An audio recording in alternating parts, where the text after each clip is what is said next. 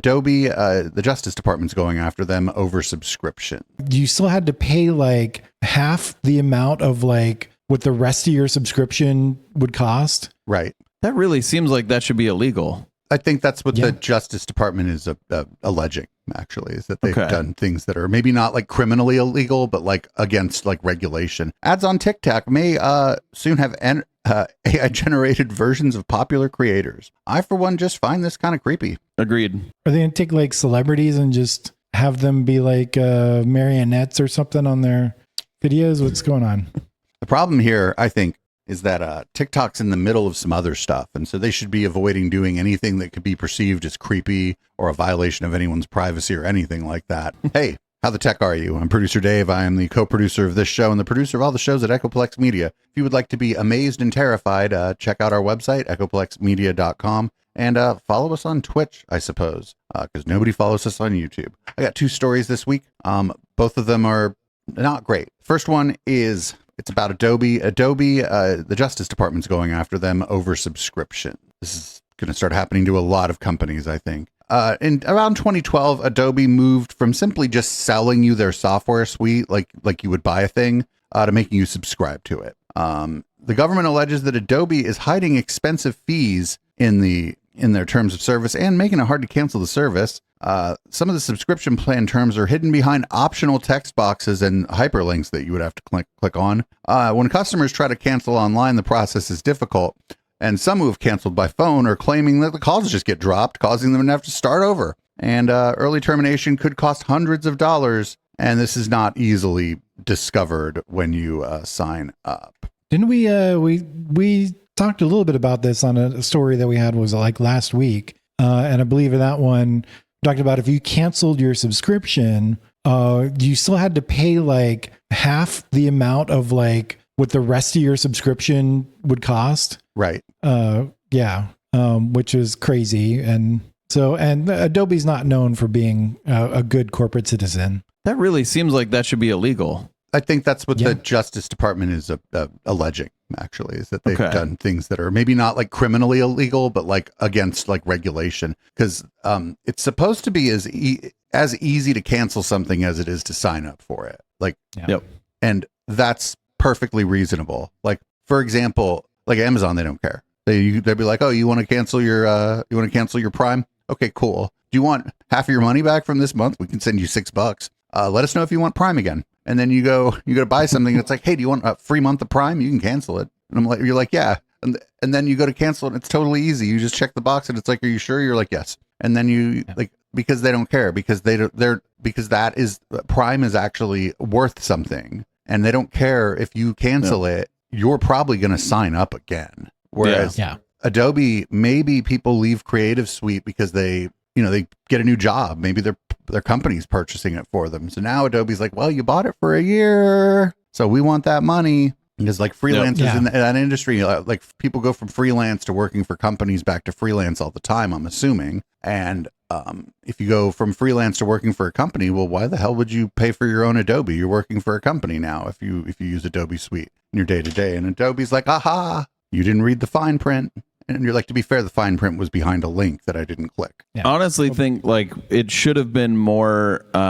Like more people should have been not okay with the fact that they moved to a subscription model, because what they're doing is not worth a subscription, period. Like you can't convince me that I should have a subscription to photo editing software. That is stupid. Right. Yeah. And there could be a way where it could be useful if you want to make sure that you always have the newest one and you don't want to have to buy it again, and you'd rather spread that cost over time, but that should be your decision. Yeah.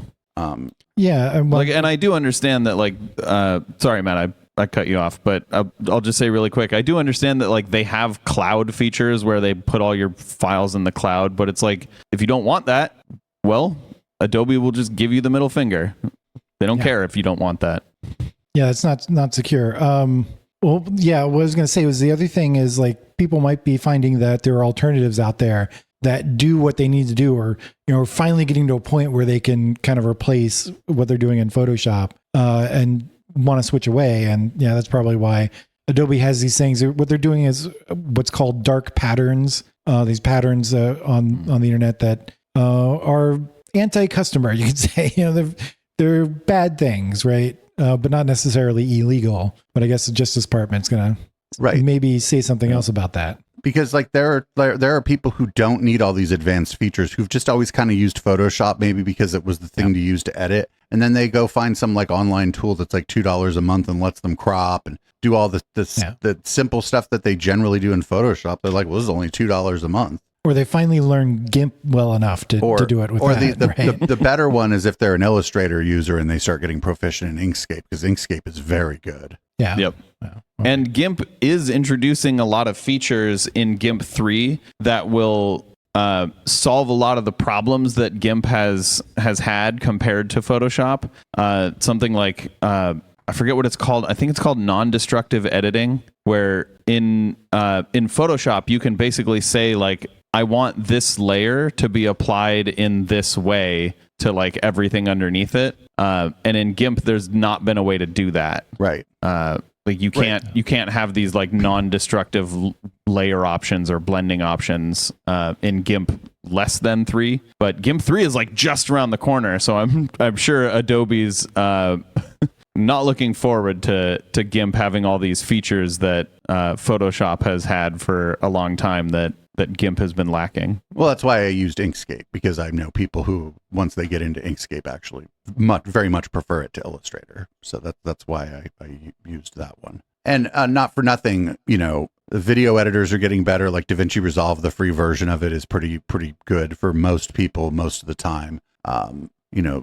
Blender is the industry standard for what it does, even though Adobe After Effects can do some of that stuff. But everybody just uses. So there is competition, but I think the competition might be more on the side of people just maybe having done it out of habit and then found out that there are like simple, free, or even just very cheap tools, maybe even web-based tools that do what they want. And so Adobe's trying to lock them in. But it's just bad to make it hard. Like you would think if you have the superior product, you would be able to say, sign up. It's X number of dollars a month. If you want to pay for a year, we'll give you 10% off or 20% off. Cancel anytime. But if you're already paid for the year, we're keeping your money, but you already paid for it, which is a different thing than this is the monthly fee. You're paying this every month and, you can't cancel it, which that's stupid. Let people pay them a year in advance and give them a discount like everyone else does. Yeah. Yep. Like if you pay for, I pay for any number of things on a yearly basis because it's 20% less, and I don't have to think about it every month. But none of the things that I use that I have to pay for monthly are going to charge me to stop using them. It's just also like DigitalOcean. They're like, it's this much a month, cancel anytime. Yeah. That's it. Yeah. And it's also understandable if you pay for a year in advance and they give you a discount, that like if you did quit after like 6 months or whatever, that you wouldn't get the money back, because that's why you paid with the discount. Right. Yeah. So like it's understandable in that regard, but what Adobe's doing here is not understandable at all. It's like, why would they charge you a fee to cancel early? It doesn't cost them anything for you to cancel. Except it might, because apparently they've hired people to obfuscate and just be just a kind of a jerk to you when you try to cancel. I mean, that kind of talent isn't free, HK. Like with the carrier thing where you pay for like a phone line for 2 years or whatever, and you cancel early and they charge you for that. The fact that you're getting a device with it, like you get a phone for a discount when you do that, like that also makes that understandable. Some of them for a while did it way too much, where the cost of canceling would outweigh the value of like the phone that they gave you. But with Adobe, they're not giving you any hardware. Yeah, and they're giving you nothing. Again, yeah, if you want to lock somebody in for 2 years, the way to do it is make them pay for it up front and incentivize them to do it. Yeah. That's it. That's how you do it. Otherwise you're just being shady, right? Like Comcast no longer charges early termination fees. Like if Comcast doesn't do it, then Adobe, like, you know what I'm saying? Comcast is a big old jerk. They are known for being a big old jerk. And so they don't even do it anymore. So, and in my opinion, like canceling a service should only ever require, like once you get to the page where you manage your service, which who knows how many clicks that would take. But once you're at that page, it should take no more than 2 clicks. One on the cancel button and another on the yes, I'm sure button. And if they want to be a little extra secure, maybe make you enter your password again, like you're making any other. Okay, yeah. Like you're making any reasonable. other, change to the billing, right? That's fine. Like when I go to Squarespace, if I want to make any billing changes, they make me enter my password again to make sure that it's me. That's fine. Whatever. Because you don't want somebody somehow getting in. I don't know though. If somebody gets physical access to your device and all they do is cancel all your services, I don't know. After you re-sign up for everything that you remember that you want, they may have done you a favor. Who knows? All right, I'm going to move on to my next story now. This one's about TikTok. And this one's just creepy. Not really scary so much. Not super bad, but just a little creepy. Ads on TikTok may soon have AI-generated versions of popular creators. That's right. The program is called Symphony Digital Avatars. There's a stock set of avatars that are just paid actors from all different backgrounds. There's also a custom option where the avatar will be based on a specific creator. The ads will be marked as AI generated, and they can be translated into up to 10 languages. And I, for one, just find this kind of creepy. Agreed. Yes. So are they going to take like celebrities and just have them be like marionettes or something on their videos? What's going on? So it seems like the people that they're doing it with are going to be paid for the use of their likeness, which is, I suppose, good. I don't know if it's a flat fee or if it's, per use. I'm assuming it's some flat fee or whatever, but if somebody out of central casting or whatever has a certain look and they're like, I'll take 25 grand if you want to use my likeness in TikTok ads, that's fine. The problem here, I think, is that TikTok's in the middle of some other stuff, and so they should be avoiding doing anything that could be perceived as creepy or a violation of anyone's privacy or anything like that right now, as people are stupidly trying to ban it for doing the exact same thing that the American companies are doing. I think just signing away the rights to your likeness is just such a bad decision. And like, to me, it seems like a bad enough decision where there's not really ever any benefit to it that it should be illegal. Like, it should be illegal to buy someone's likeness. Does that make sense? Yeah. On a permanent basis, at least. For like a specific project, that might be fine. But on a permanent basis, that should be illegal. Or, for 12 months, 18 months, you can use my likeness in your ads. That kind of thing where it's like a contract. Or it should be like, you can use my likeness in an ad series for this thing. It shouldn't be just like you can buy carte blanche to use someone's likeness for anything. Well, you know what I mean? Assume if somebody's likeness is already worth something because they're a celebrity, they would have lawyers and whatnot that would be negotiating those kinds of things for them, right? Like but I'm talking about protecting smaller creators that may not understand what they're signing. Right. What I was going to say after that is, if you're not a person with that kind of power or influence or clout, and then something with you, then you sign away your likeness without any sort of restrictions or any kind of deal on the residual value of it or whatever, and something with your likeness kind of cracks off. Now all of a sudden you're famous and didn't make any money from it. Then that sucks. But I think like I would just think that you can use my likeness for 12 months. Then something cracks off and they want to keep using your likeness. You're like, well, now I'm famous and I'd like to introduce you to my attorney. But also, like, someone could ruin your reputation. I have some experience with like film industry and movie industry, doing the small short films back in the day, and I can tell you, like, for those kind of projects, the film projects, like particularly the actors would have to sign away their likeness and it's for just the project, right? And they know everything that's going on. They have the script, so they know what's going to happen. And sometimes they have to negotiate a little bit about that. But yeah, I mean, that's a common thing to happen in that respect. But that's on a per project basis. That's not forever. I know Hollywood and the big studios were trying to do that to the SAG actors, and that's how they went on strike. Is they're going to say, "Oh, we'll just buy your rights, your likeness, so we can put you in the background of all these movies, right? And you'll never work again, but that's okay. We paid you once." That was bad, and like I was saying, there's got to be some way to do this so that maybe people from SAG specifically, or from,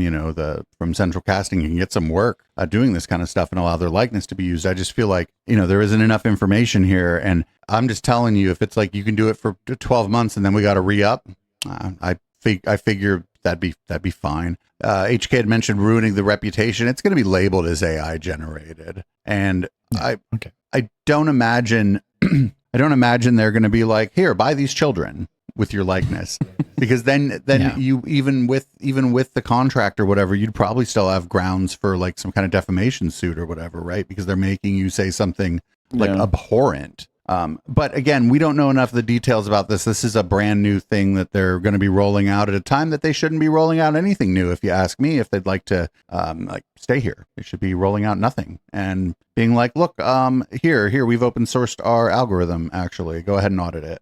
We have nothing to hide. Instead, it's like, we're going to have an AI generated version of your favorite influencer trying to sell you some coffee in your language of choice. This isn't creepy at all. Thank you for tuning in to How the Tech Are You? We put this show out on YouTube in 3 parts every week. Sometimes 3 parts, sometimes fewer. We also put this show out as a podcast. If you want to check out this and all our other podcasts, you can do that at echoplexmedia.com. And if you want to support us, you can do that at patreon.com/echoplex and eplex.store. Remember to like and subscribe, and another video will be on your screen right now if you want to see more of our beautiful faces. Have a great Tekken week.